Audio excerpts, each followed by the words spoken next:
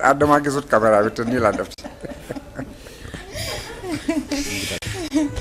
merci monsieur Cissé maa ngi lay nuyu bu baax. maa ngi lay fay Mélanie. tey nag comme ni ma ko waxee rek dinañu waxtaanee en général cherté de la vie ak li nga xamante ne tey moo soxal décision bi nga xam ne agence de régulation des marchés di ARM jëloon na ko te mu soxaloon mbirum dem importation banaan fii ci réew mi wala laataa loolu nag ñu dégg sénégalais yi dañuy yuuxu di jàmbat foo laal rek métti na est-ce que même situation ngeen nemmeeku yéen ñi nga xamante yéen yor association des consommateurs fii ci réew. waaw gannaaw bu mu nuyoo ñi nga xam ne ñoo ñuy seetaan di nuyu waa kër gi di rafetlu invitation bi ndax boo nekkee défenseur des consommateurs ñu woo la ci lu mel ni danga ci sawar a tontu li nag du ne lu nekk lu bees. nawet bu jotaan à chaque fois dañuy constater ci yenn produits végétaux yi augmentation boo xam ne day jéggi dayoo waaye nag augmentation boobu rek nekkul ci produits végétaux yi mais mën nañ sax laaxaale yàpp yi nga xam ne moom la ñuy lekk mën nañ ci laal ne nag am na prix yoo xam ne ak denrée yoo xam ne xaw na wàññeeku muy ceeb bi diwlin bi à part ça li nga xam ne dañ koy lekk lu ci bëri bu soxna yi demee fi mu nekk marché mun naa wax ne seen borom kër li ñu leen di jox toujours dañ leen di wàññ laaj heure bi ñu yokk alors léegi nag loolu bu amee foog ñu wut ci saafara ndax état dafa war a protéger les consommateurs de son pays ndax boo déggee ñu ne régulation am na pour que marché bi bu amee dysfonctionnement ñu jéem ko corriger dafa am loo xam ne nag dafay structurel mooy lu mel ni chou ren moom dafa gàntu ak inondation bi donc question d'offre la li ko complété presque mun naa wax ne Maroc lay jógee te nit ñi koy jaay comme nekkul prix yoo xam ne dañ ko encadré ñu ci bëri commerçant yi dañuy exagérer surtout au niveau du détail loolu nekk na ci chou léegi bu ma ñëwee ci carotte bi fi mu nekk nii benn producteur moo ko fi yor naam dem naa ca tool ba démb dese na ay hectares mais li ñu koy ñaan mooy moom bu ko yoree itam te consommateur bi jotu ci walla la muy prix ba muy yegg ci moom dafa ëpp kooku foog ñu corriger ko te niñ koy corriger lu simple la mooy na fexe ñi nga xam ne ñooy ñëw di witt walla di dagg carotte bi na ko def lu bare parce que nit ñi bu doyulee lay génn ca tool ba du satisfaire marché bi te booy protéger nit ki nag ba ubbi woo frontière au nom de la souveraineté alimentaire dafay war a xam boppam jël ay dispositions nécessaires je sais que agence de régulation de marché woowoon na ko ne ko chaque jour na nga joxe temps ci tonnage carotte bu ko defee mu mun a inonder marché bi ñu mën a continuer donc boo ñëwee ci yàpp wi mais Mélanie mënoo comprendre que premier ministre Ousmane Sonko première réunion bi mu def pour regarder l'offre en mouton pour la préparation de la tabaski wax ne kilo yàpp joxe ko ne 2500 ba 5000 francs ba pare waxu ci dara pour corriger dysfonctionnement boobu te hausse bi toujours c'est d'une manière unilatérale maanaam ñi nekk ci jaay yàpp wi ñooy toog rek bu nawet jotee ñu yokk 100 francs wala ñu yokk 200 nu mu leen neexee mais yow chaque nawet nga yokk jëlee ko 2500 ba 5000 francs état toog di xool te yàpp def di loo xam ne dafa baax ci dund doomu aadama te gis nga animal sur pied bu ñëwee ba ñu koy fees dara duñ ko ci sànni lépp dañ koy jaay mais loolu at ñi nga xam ne dañ ciy dund te indiwuñ benn valeur ajoutée filière boo xam ne la woon normalement bu ñu ko seetee entre élevage ak commerce am na ay niche yoo xam ne mën nañ ko ci dindi ba prix bi wàññeeku te kenn du lor kenn. d'accord mais même situation itam la ñuy gis parce que li ñu wax fii sànq ci dem na ci loo xam ne moo soxal lekk bi mais bu ñu ñëwee ci li nga xam ne mooy loyer bi ak li nga xam ne mooy oyofal bi tamit dégg nañ consommateurs yi ñu ngi ci jooylu ba tey surtout oyofal bi vraiment sénégalais yi ils comprennent plus rien du tout situation bi day gën di yokk malgré les explications mais la situation empire gars yi comprendre ñu on comprend pas au fait. boo ñëwee ci location bi. ñii bu ñu ñëwee. les nouvelles autorités au lieu ñu dooleel li nga xam ne moom lañu fekk muy le régulateur muy CONAREL ñoom on dirait que solution d'urgence demuñ ci parce que ñële au moins dañ doon wax jéem a bloqué ne 0 ba temps lii nga war a fay néeg nii mais ñi ñoom yooyu ñu yàbb ci dooleelu ñu wutam CONAREL en humain et en moyens financiers 100 000 logements ñu koy wax mais loolu c'est des trucs moins terme mais li ne këtt na jonn effectivement tout le monde reconnaît que location bi cher na te ñoom war nañu yëy yàbb ci trouver solution d'urgence en attendant que ñuy augmenter l'offre war koo combiner nag ak les moyens logistiques parce que offre moom mën na am fu nekk mais bu accompagner wul ak moyen logistique bu boobaa du jëriñ bi mu war a jëriñ léegi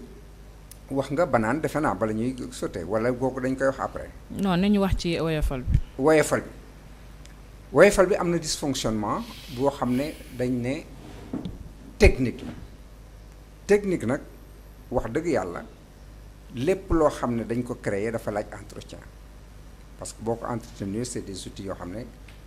boo koy gën a utiliser dafay am conséquence heureusement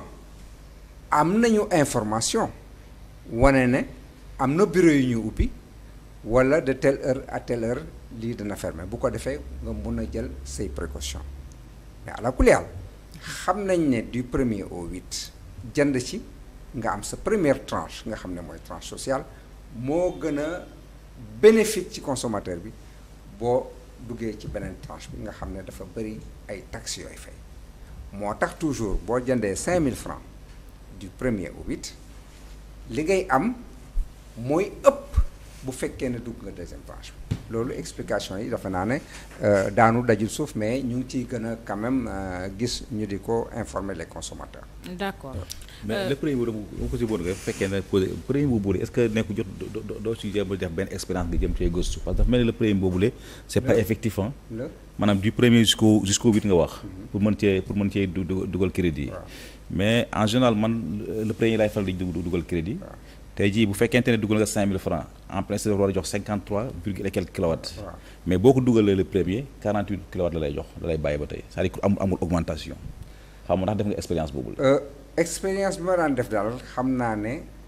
bu ma ko jëndee du 1er au 8 mooy gën a bénéfique. maanaam jour premier bi la bu ma à partir de minuit rek. du 1er au 8. mais du yokku le premier boo du yokku. bon théoriquement. tranche sociale mooy tranche bi nga xam ne moom la ñu gën a fay lu néew par rapport ak deuxième tranche bi parce que première tranche muy ndox mi muy courant bi dafa am foo xam ne moom lañ ko nattee mais boo duggee ci deuxième tranche bi nag dafa am ay yeneen yu ci yokk léegi nag c'est des choses qu'il faut vérifier mais à la kulli àll bu fekkee lawoon nekkatul loolu war nañ ko mun a alerter ñu xool lu tax nekkatul waaw. D'accord vous êtes des défenseurs des consommateurs mais vu la situation actuelle ak ñi nga xamante ne consommateurs yi ñu ngi koy jooytu bés bu nekk est-ce que boo xoolee ak ni état bi di demee jamono ji suñu autorité est-ce que mën nañu wax que li nga xamante ne mooy diminuer le coût de la vie nekk priorité ci état bi. ñoom de souveraineté alimentaire la ñu wax pour ñoom seen fiction mooy li ñuy bay nanu ko yokk dundee ko moo nekk solution ci nga dénk sa biir bitim réew parce que bitim réew bu amee changement dañ koy répercuter sur le plan national esprit boobu moom la ñuy demee tey jii mun naa wax ne bu ñu jéemee maîtriser le circuit de distribution te loolu président Diomaye Diakhar Faye dina koy wax toujours en conseil des ministres bërki démb wala démb jot naa loolu ministre du commerce et de l'industrie daan wax muy les magasins de référence appel yoo xam ne danañ def logo yi at maquette yi pour que ñu am identification au moins yaa loolu bu amee ça veut dire que fàttewuñu woon la ñu waxoon nga xam ne dañuy réduire le circuit de distribution intermédiaire yi généralement mooy cher yëf yi combiné avec la souveraineté alimentaire bi nga xam ne moom la ñuy tendre sur certaines filières mun naa wax ne pomme de terre fi mu ne atteindre nañ ko soble théoriquement atteindre nañ ko bu ñu amoon infrastructure de stockage carotte ñu ngi ci def ay jéego donc ceeb bi ren riz local kañ nga gëj a dégg riz local ñu ne am na mévente depuis plus de 10 ans ren laa toog ci benn réunion ñu ne ils ont 4000 tonnes ci saison bi yoo xam ne ñu ngi am problème pour jaay ko parce que tout simplement les rendements ont été multipliés les surfaces ont été augmentées loolu aussi c'est une très bonne solution. mais amul répercussion ci prix yi waaw parce que tout simplement en matière de prix c'est toujours fonction de l'offre et de la demande et aussi en amont nga maîtriser ce coût de production bu dee local bi boo ko comparé ak importé bi foofu da ngay daanu parce que importé bi mun naa wax ne fii tey jii ceebu importé bi nga xam ne moom lañ prix yi nga xam ne moom lañ joxe woon sax ne les prix encadrés jaay nañ ko en dessous parce que y a une concurrence féroce que se font les importateurs entre eux ba nga xam ne boo leen noon jaayee leen 100 francs sax fi mu ne ñu ngi ci 80 francs alors que ñii nga xam ne ñooy local bi nag ñoom seen coût de production ak seen quantité yi nga xam ne moom la ñuy am mënaguñoo wàññi parce que prix bi ñu leen di jox moom la ñuy observer ba léegi mais à la kulli li ci am rek mooy segment distribution bi comme prix bi encadré wuñ ko dafa am ñu ciy profiter de trop parce que 8000 mën nga ko jëndee ci Auchan bi ñëw ñu la koy jaayee 11500 am koo xam ne boo ko xamoon tey boo fa demee fii ci Dakar mu jaayee la ko 10500 waaw. d'accord comme jàpp nga ni tey boutique de référence yi une fois mise en place mën na nekk solution tey ci ñàkk respecter prix yi nga xamante ne tey ñu ngi koy def ak vie chère bi tey mën na am impact positif. mën na ko impacter dans la mesure où. bu fekkee ne boutique de référence fi muy approvisionner. centrale d'achat bu am doole la. parce que lépp looy jënd rek bu fekkee ne da nga jënd lu bari li ngay fay day néew par rapport ak détail mu ngi mel ni tey jii boo demoon marché wala nga dem ci boutique sénégalais yi li leen gën a rey mooy ñi nga xam ne ci boutique détail yi la ñuy approvisionné boo demoon tey soble malgré que yokku woon na fan yële mais tey 10500 nit ñaa ngi koy jaay saako bi 25 kilos bi waaye boo demoon tey ci boutique bi et am na commerçant yoo xam ne ça dépend du quartier où il se trouve ñoom quartier ba ñu nekk bu dee Almadies la wala beneen quartier la ñu loolu mooy déterminer seen prix. mu ngi nekk aussi ci client bi ni mu taxawee bu dee 4x4 la garé ñu jaayee ko prix boobu bu dee non mais ce que je dis là c'est dommage qu'au Sénégal. ça dépend ci jëmm nit ki. voilà loolu c'est les détaillants. c'est triste alors. parce que tout simplement les prix sont libres. D'accord. Principe liberté de prix et parfois encadrement. D'accord. Mais li ñuy demande rek mooy que les prix maintenant conseillés au niveau de l'agence de régulation de marché mais ñu def ko ay prix yoo xam ne encadré la carotte bi bu ma ko jëlee 14 000 francs bord champ le sac de 25 kilos mais nga dem ci détail yu ñetti carotte ñu la koy jaayee 1000 francs 1000 francs kilo 6 000 ah mais jaaduwul kilo 6 000 te benn corps de contrôle mënu ci dara parce que amul base légale kenn waxul ne boo rombee fii ñu raq sa ndigg donc tax na ba bu ñu waxati ne c'est une denrée périssable non banaan bi waaw bu ñu ciy wax tey ji gis nañ mu ngi jur coow jamono ji parce que depuis décision bi nga xamante ne waa agence de régulation du marché jël nañ ko maanaam gelé les plus importations banane du 1er septembre au 30 novembre nee nañ coup dur la ci ñi nga xam ne ñooy consommateurs yi certes parce que ci témoignage yu ñu jot qualité bi baaxul banane bi boo ko jëndee fanaanal ko sa frigo ñuul na ku te liñ ciy bëgg doo ko am bu ñu jëlee ci ñi nga xamante ne tey ñooy commerçant yi ñoom it tamit dañuy am ay pertes yu énorme parce que banane bi qualité bi comme ni ma ko waxee ba tey rek mënul yàgg ci seen li nga xamante ne mooy ci ñoom parce que banane bi jamono jii nii banane gi fii la nekk Sénégal banane gi la ñuy consommer comme ni nga ko waxee rek souveraineté alimentaire mais man question bi ma la bëgg a laajte mooy tey bu ñu demee bay wax souveraineté alimentaire est-ce que tamit waruñu xool est-ce que qualité baa ngi fi balaa ñuy imposer nit ñi ñuy lekk li nga xamante ne wax dëgg fa yàlla tamit demeewul noonu monsieur mardi je pense que am nañu réunion d'évaluation sur le cas de la banane la qualité processus la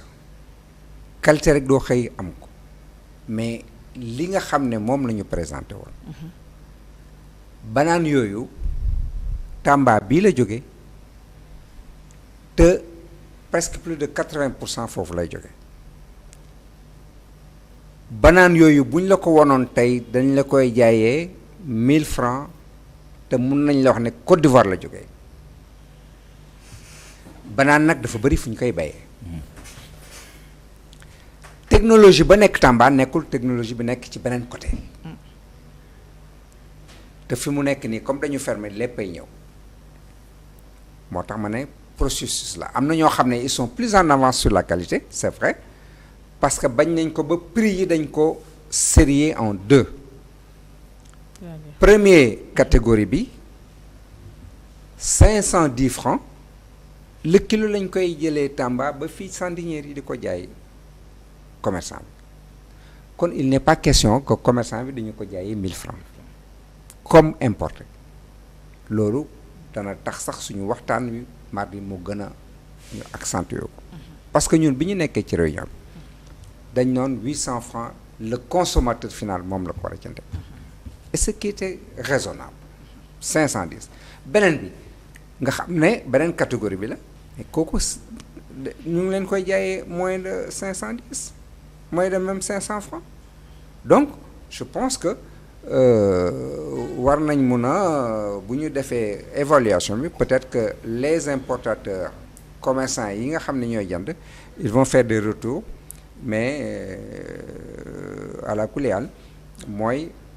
lépp lu ñu def na ci def qualité pour que consommateur bi mën ko jënd parce que consommateur bi n'est pas obligé d'acheter de la mauvaise qualité. D'accord donc réunion bi décision bi nga koy jël tous les acteurs étaient présents. Pour le gel. Pour le gel effectivement c'est le ministre en charge de l'industrie et du commerce qui a instruit à ce qu'un comité se fasse et qu'on se penche sur le cas du gel. Sur le cas du gel. Agence de régulation des marchés woo les importateurs, les commerçants traditionnels, les associations de défense des consommateurs, les producteurs, donc toutes les parties prenantes ñu ngi foon booba ñu ne ñoom pic de récolte bi ñu am septembre octobre novembre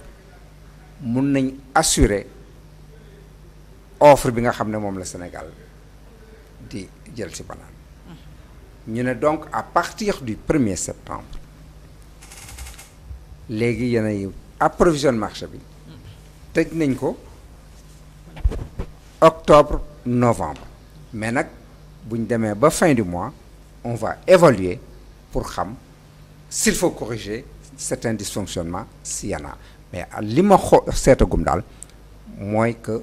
banane moom kenn waxagul ne manqué na. où se trouve le problème maanaam. c'est le prix c'est le prix c'est le problème c'est le prix. Le problème c'est le prix. Et la qualité. La qualité j'ai pas encore de retour sur ce plan-là. C'est pourquoi oui d'accord je l'admets. Je l'admets mais je dis que la Réunion je pourrais me prononcer parce que ces acteurs qui ñi nga xam ne ñoo koy recevoir muy commerçant yi danañ wax ñi nga xam ne aussi ñooy les vendeurs dinañ wax bu boobaa mais li ñu xool daal que depuis bi ñu waxee ne nañu ko jaayee 800 francs ñoom jaayewuñu ko 800 francs mun naa wax sax ne cherté baaxul parce que day lamb seen loxo non yow li nga xam ne mën nga ko jëndee 800 francs mais di nga ci mën a jënd lu bari par rapport ak li nga xam ne 1000 francs nga koy jëndee te xel itam dafay mun a nangu ne man bañ naa jënd parce que tout simplement mënuma jënd loo xam ne même prix que importation bi la damay woon nit ba mu ñëw mu ne ma 1000 francs ma ne ko kon du ma jënd boo ma ko bëgg a jaay 800 francs nga jënd ma mu bañ ñu dem te man xam naa ne au plus 510 francs lañ ko la ko waaj yi jënd non moom ñu ngi ko jaayee peut-être 600 francs waaw banaan 600 700 la fi doon kon donc bu ñu leen joxee ba ne 800 francs je pense que vraiment war nañ ko mën a appliquer mais bu ñu yem ci prix conseillé sénégalais boo ko waxee ne ko waaw mën nga jaayee 800 francs parce que lii moo war déedéet na nga ko wax ne ko boo rombee 800 francs ma rax sa ma dal sa kaw d'accord mi ngi noonu ñu koy jaajëfal bu baax a baax. maa ngi lay jaajëfal bu baax di rafetlu invitation bi di wax ne li ñuy ñaan rek en tant que défenseur de consommateur mooy bu ñu alerter autorités yi dégguñu parce que ñun réceptacle la te dañu nekk ci terrain bi loolu rek pour trouver solution rek moo ñu tax a jóg pour les consommateurs de ce pays. Voilà mi ngi noonu Fatou. Et merci pour l'opportunité que vous m'offrez. wax dëgg fa yàlla nee naa ko kër gi ma wax dëgg fa yàlla doo nekkatoo fi gan. wax dëgg fa yàlla wax yi am na solo lool ndax say kàddu moom à chaque fois boo ko génnee rek dañ ciy jàngaat lu bëri comme ni ma ko waxee l'expérience fait la différence. di jox sénégalais yi nga xam ne ñoom ñoo safoo li nga xam mooy leeru jamono Walf FM. rendez-vous lundi prochain ci beneen sujet bu soxal panier de la ménagère. Merci. Merci Mélanie Aminata Sambou merci sa invité Momath Cissé.